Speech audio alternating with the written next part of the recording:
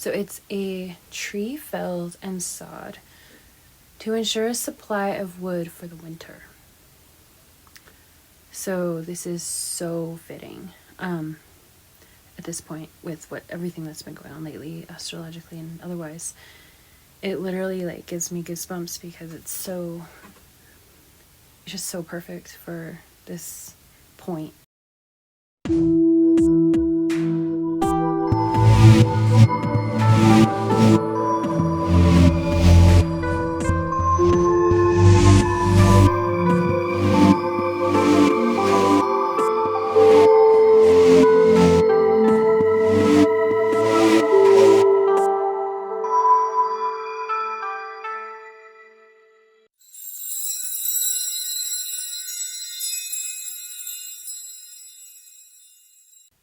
Hello and happy Thursday. Blessings to you and blessed Imbolc for our season. It's not the exact day, but it's the season. So this is Mercurial Vellum Astrology, and my name is Molly. I'm excited to be here and share some astrological interpretations with you. These are my personal interpretations of the current events and energies. So I do study and practice the art of astrology. I also cast charts, and I also do tarot cards. I also do a million other things. One time I read about Sagittarians that we are jacks of all trades, masters of none. And honestly, that is pretty accurate. Especially since I've got like 6 planets in Sagittarius. So yeah, it's a thing. It's like we get bored easily, but we also, everything is expansive in Sagittarius. So anyway, see, I'm like super already off track. But anyways, I do get bored easily, but I never get bored of astrology. So here we are. If you are, new here, I'm still kind of figuring out this channel. I'm still trying to figure out what works, and I have no expensive equipment. I have no expensive microphones. I have no expensive cameras. I'm just kind of winging this. It's all just kind of casual. But yeah, if you have any thoughts on my interpretations and I don't so much do predictions, but my insights onto, you guys have any thoughts about the insights and the interpretations of the energies that I am about to discuss, please feel free to discuss with me in the comment section. Let me know if this stuff rings true for you, or if it's more, if it's not. I mean, let's discuss it. So I recently realized that, upon reflection and review, I realized that I was filming most of my videos like after work when I was really, really tired and dead.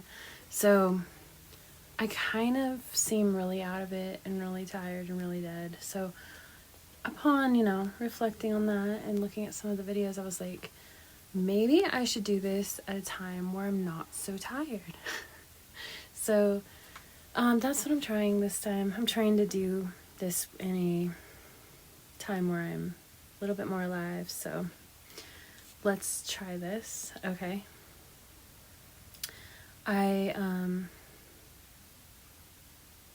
I'll do my best. So, all right. So astrologically, what do we have? What are we working with? So the major points we're going to go over today is the Annular Solar Eclipse in Aquarius, which February 17th, 2026. And then we've also got the Saturn Neptune conjunction shortly after, which is occurring at 0 degrees Aries. I'm also going to go over some of the holiday of Imbolc and discuss that a little bit. All of this is kind of fire themed. We've also got the Chinese New Year, welcoming in the fire horse energy. So all of this is kind of fiery, and I love it. I am a fire sign, so I love the fire. I love it. Okay, so first we're going to go over the annular solar eclipse in Aquarius. Also, this type of eclipse is known as the Ring of Fire. It does occur on the same day as the Chinese New Year, both occurring on February 17th, 2026. It ushers in the year of the fire horse, and as always, eclipses are gateways. They are thresholds, portals to new realities, to new timelines, and new sets of rules even. And oh my gosh, this is a huge threshold. So a new reset, a new beginning, and it's up to you. So what you create with this energy, because this energy is so powerful, what you create, you can accomplish anything with this energy. It's the first in a series as well. So it's occurring in the sign of Aquarius. We've got it at 28 degrees Aquarius. And so let's first glance at the Sabian symbol for 28 degrees Aquarius. And this is so interesting. So it's a tree felled and sawed to ensure a supply of wood for the winter. So this is so fitting at this point with everything that's been going on lately, astrologically and otherwise. It literally gives me goosebumps because it's just so perfect for this point we're at.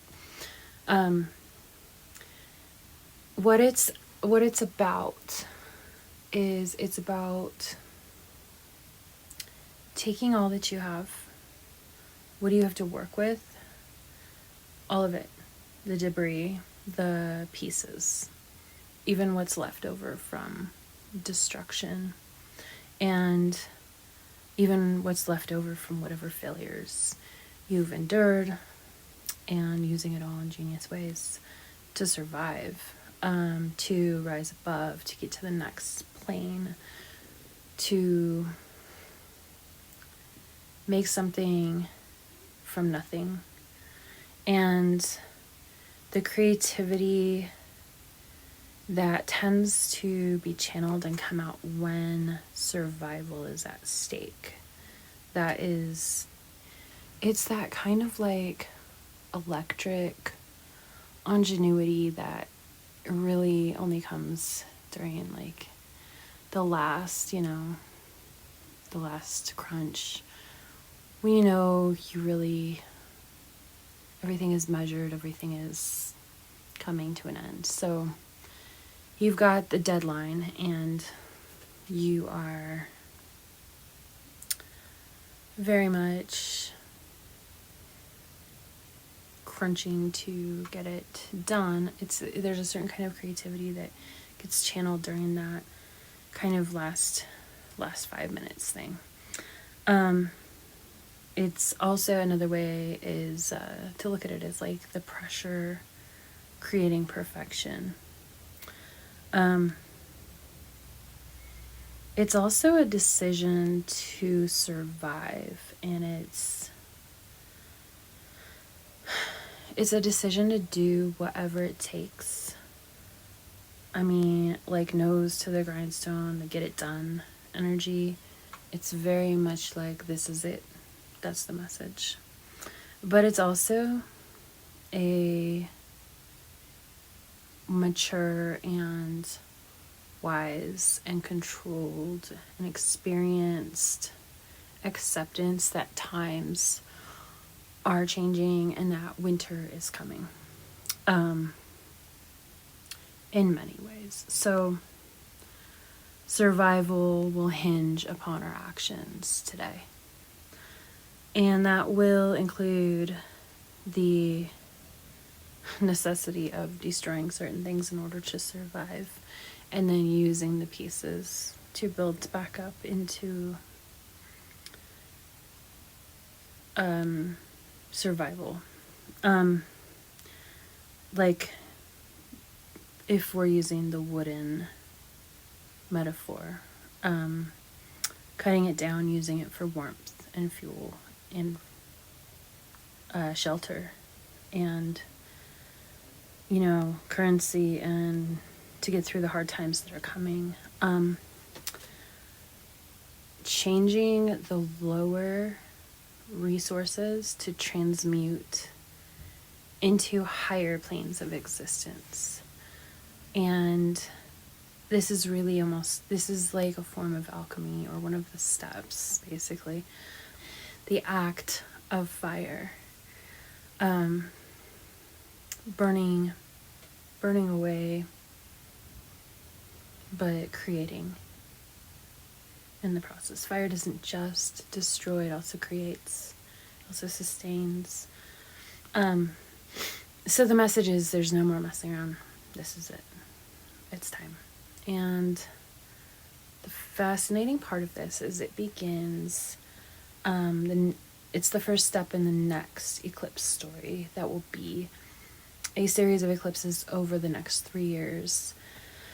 And this one's on the Aquarius-Leo axis. So I think we've talked about that on this channel before, but I mean, I'll just mention it again.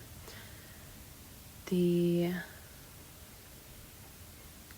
Aquarius-Leo axis is symbolically, it's about the king versus the people, the self versus the whole, the common versus the luxury, the peasant versus the royalty.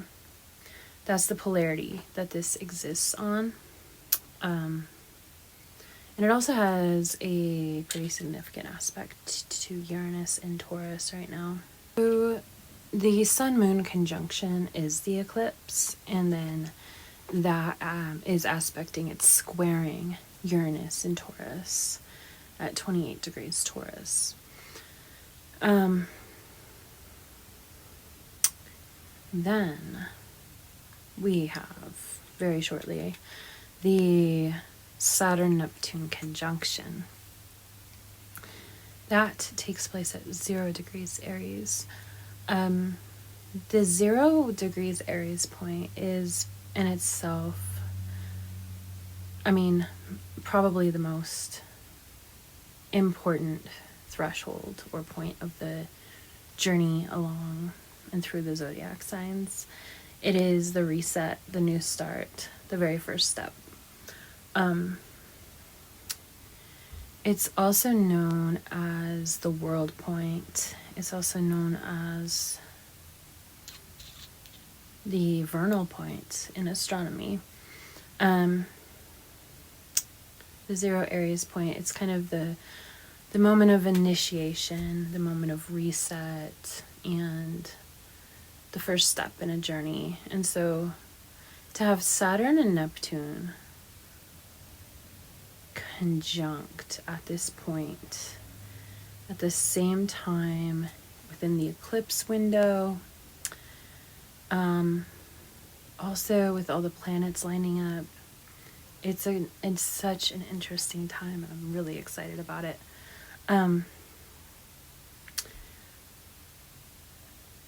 So let me go over just some of like the basic of what's going on right now.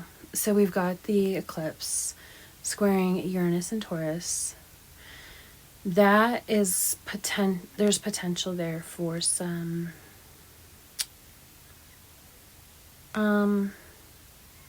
Uranus, unexpected events, unexpected changes, surprises. And this could, because it's in Taurus, this could be finances, this could be values, this could be systems. It could even be like home or where you live or the material of your life. Pluto is in Aquarius. It's around 7 degrees, so it's not like an actual conjunction, but it's in the same sign, so it kind of lends some of its power and presence to Aquarius, or to the during the eclipse. Pluto's always about power and transformations, so it gives a little bit of that oomph to it. We've also got Mars in Aquarius. It's around 21 degrees, and the eclipse is like 28 degrees, so it's close, but not super close. But Mars is going to kind of add some Mars energy to the event of the eclipse, and it could more directly activate it, but at some point. But at this point, it's just still lending some power to it. And then the Saturn and Neptune in Aries conjunction is 0 degrees Aries. So 3 days after the eclipse. So it's still definitely in the window of having a lot of influence of the event. So what it means, the Saturn-Neptune conjunction, what it's going to affect is discipline, limits, structures, and hard reality. Those things are, the energies are blending and merging with dreams, erosion, intuition, dream, like spiritual. It's kind of like hard concrete versus lofty vapor like dreams. And so when you mix those together, what ends up happening is you could get some reality checks. You could get like the erosion of the impractical parts of your dreams. You could get a very rude awakening of, this is just not going to happen for you, and here's why. But here's what you can do. It's kind of like a reality check. It's like let's bring this back down to earth.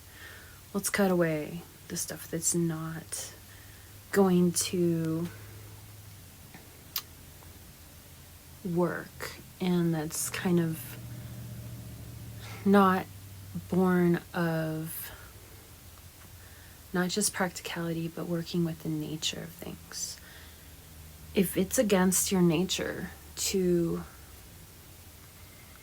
be extremely studious and wake up every day at the same time and study hard and get good grades and really apply yourself and really focus, then maybe it's not the best idea for you to enroll in medical school right now. Like that kind of stuff. Like, look at what you're actually dealing with. Look at what your actual nature is. Where are you really coming from? What do you really have? What is the deck that you actually have?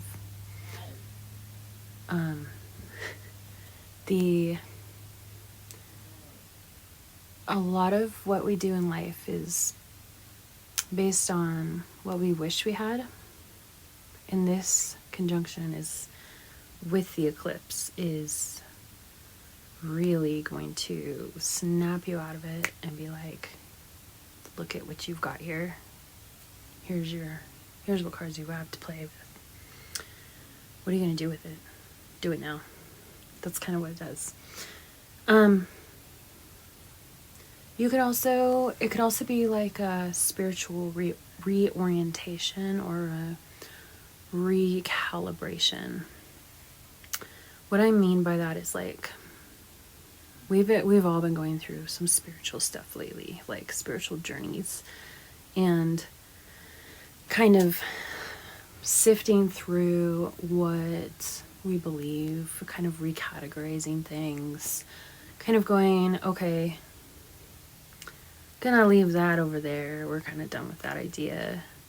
But I really like this idea, and then I've experienced this, and so this kind of lends me to believe that this is true. And we're kind of going through that. We have been for a while. This conjunction could kind of snap into place, like where you finally feel like you got into the right groove of, like, you finally found the right peg for what shape you are. I don't know if that works, but you know what I mean. Like, you've been looking for something that feels right, and now spiritually you may have found what or where or what path you really just feel like you're on this, and this is the right one. Your ideals can literally be eroded away by Neptune. Aries doesn't have patience in Neptune. It's kind of like, let's heat this up and get it done. So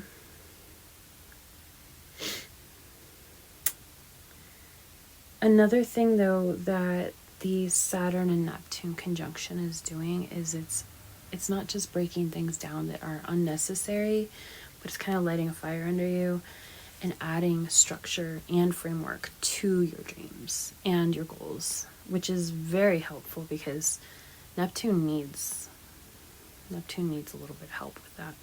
It's a really good time to do long-term like vision boards or rituals that are like the first step in a journey, in whatever kind of practice you have or path that you follow. So if I had to choose keywords for all of our spiritual energies that are happening lately, I would say disruptions, framework, revisiting frameworks, having to abandon some dreams, having to let some dreams die.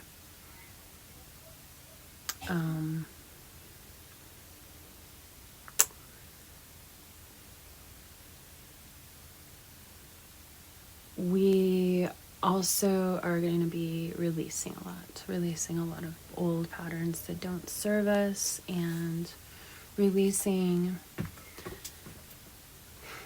old identities and welcoming in new ones, and just kind of going with it. Like, the brand new ones they're here, and you're gonna start living them.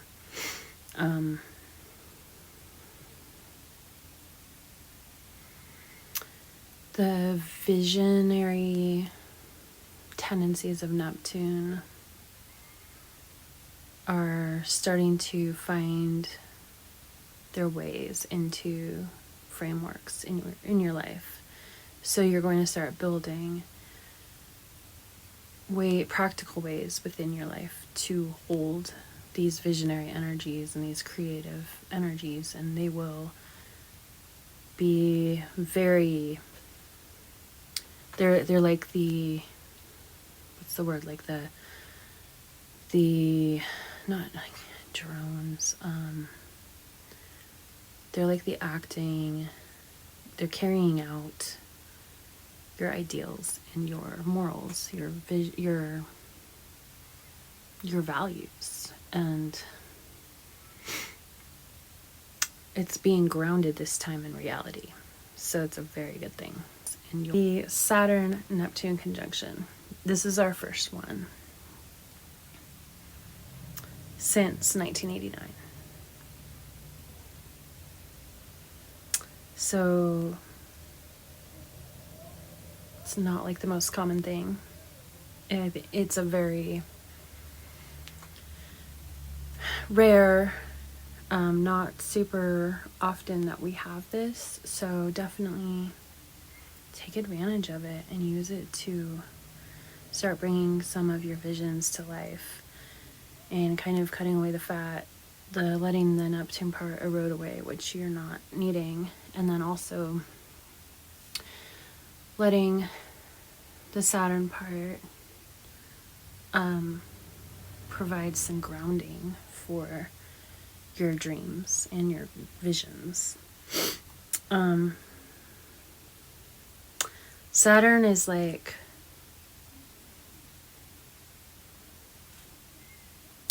the practical side of things, what must be dealt with, and then Neptune is the opposite. So they kind of are helping each other out here, making dreams real, but also realizing which ones do have to die, and which ones have to be released and dissolved and be done with them, move on. That's this happening in Aries 0 degrees is a huge deal. It's the very first step of the zodiac. You've been through the whole thing now, or that symbolically what it stands for is having gone through the whole process, having learned all the lessons up to all of the last lessons of Pisces, and then arriving at this first step. It's almost like a new life. It's like the very first degree of the entire zodiac.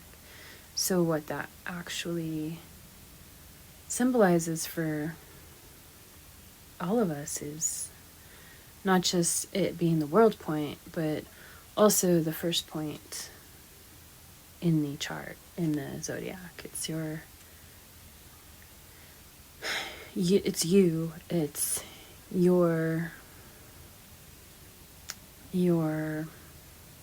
identity, your action, your birth, your physical, brave, action-oriented.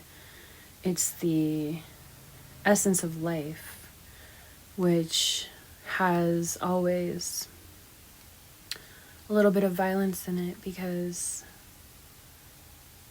life has that very extreme drive to conquer and to be born. So like, think of, bulbs or plants being grown through the ground, and it'll push up through anything it can. It wants to be born. It's got that life force in it that is just, with all of it, with everything, all that potential in a little bulb or seed, expanding through it just to arrive here. It can be a violent urge, the birth urge, so that's kind of the warlike side of birth and Aries and the 0 degree point. It's gonna force us to confront a lot of things. Do you really want this? Why did this last for so long? Why did you hold on to this for so long? It's time to get rid of this. It's time to start all over. It's time now. That's what it's telling us. Very interesting stuff. And anyways, that's all I'm gonna say about the conjunction and the eclipse. Okay, so what else I'm going to talk about really quickly is Imbolc. It's a Celtic fire festival. So generally it's celebrated around February 1st. or 2nd, but we're still in the season for it, so I'm still celebrating it. So essentially it's deeply tied to the Celtic goddess of fire. We have goddess Brigid, and she is oftentimes thought of as representing the maiden aspect of the goddess. It's one of the 8 Sabbats. We light candles. It is symbolizing the return of the sun, the return of the fire, the halfway point between winter solstice and spring.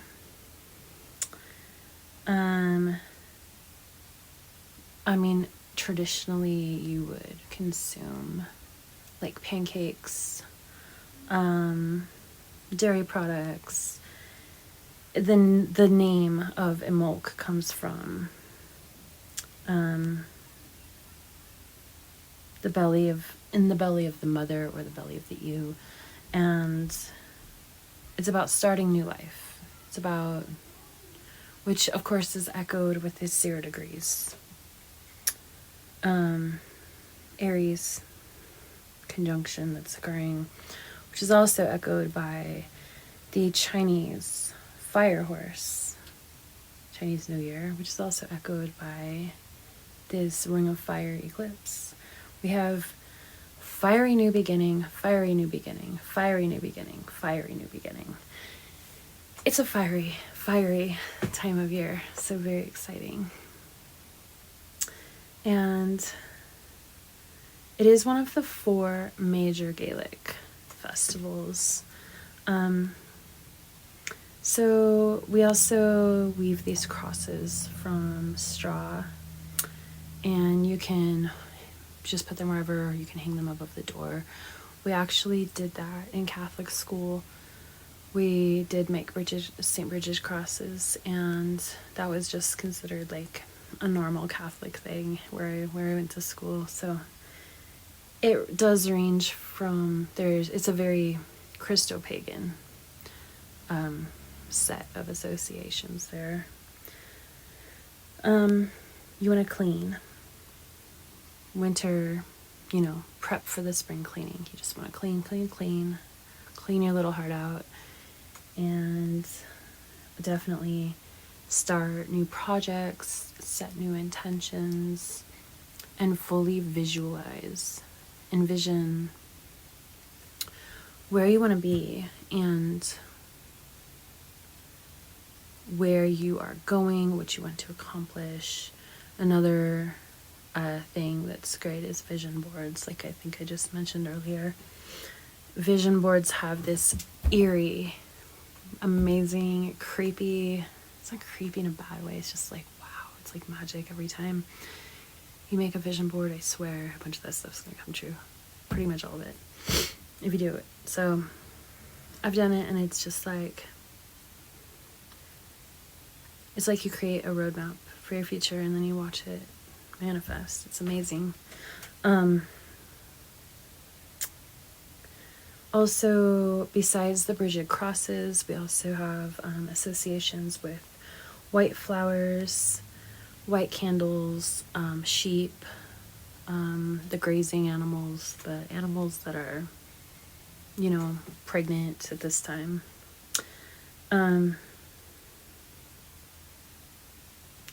And Goddess Bridget being the goddess of fire, healing, and fertility. So it's like a hopeful, it's like a we still carry the flame kind of a thing. A lot of candles over here, but here's one of them. And white candles are very, I'm gonna totally just dump burning wax on myself, aren't I? There's tons of dust on this. I'm not exactly like dust. Not exactly like the best housekeeper on earth, but I'm kind of more into like having a bunch of dusty books around than having some kind of weird Instagram aesthetic. But light some white candles. and, you know, do whatever your tradition does. With my stuff, I'm into devoting things to Bridget and setting lots of New Year's kind of goals. And I think it's a very beautiful holiday. But anyways, that's about all I'm gonna do today. So cheers.